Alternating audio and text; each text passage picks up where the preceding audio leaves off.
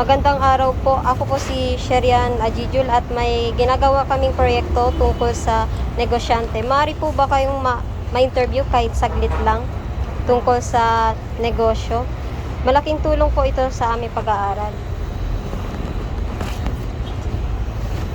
So, ano po yung business nyo, ma'am? Pagbenta ng prutas. Paano nyo po naisip ang ideya ng negosyo nyo? O ano po yung nagpapamotivate sa inyo na gawin tong negosyo? Amin garing ka nagkuha nanti.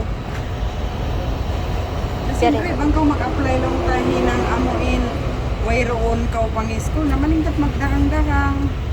Ito na. Saan nyo po nakuha yung kapital? Ano nyo nakaing kapital? Nagbenta ako yung kapital ko 700. Naghiram pa kami. 700 peso.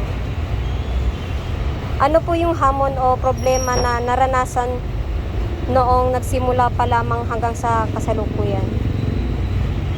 Nalugi, nakabangon, tapos ano na lang, paulit-ulit. Paano nyo po hinarap o nalampasan ang mga hamon sa buhay? Magpunta araw-araw magbenta. Ganun. May benta man o wala, may halin man o wala, kailangan araw-araw nandyan ka sa pwesto. Ano yung mga katangiang taglay na naging dahilan upang umunlad o lumago ang negosyo? Ngayon, para aun darangan bihan adlaw-adlaw, para pag mahapon aun na maramoy, makabigastos. Mayroon po ba kayong sales or marketing experience bago nagsimula ang sariling mong negosyo? Nagtrabaho lang ako sa kapatid ko. Ang sweldo ko, 50 ang adlaw. Okay. Pero libre na. Libre lahat.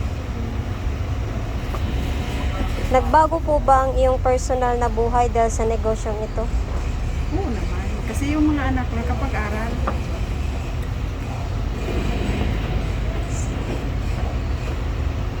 Sa scale na 1 to 10, gaano ka-success yung business mo?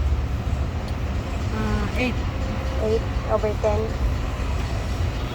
Ano ang mga bagay na nagbibigay sa iyo ng personal na kasiyahan at gantimpala bilang isang negosyante?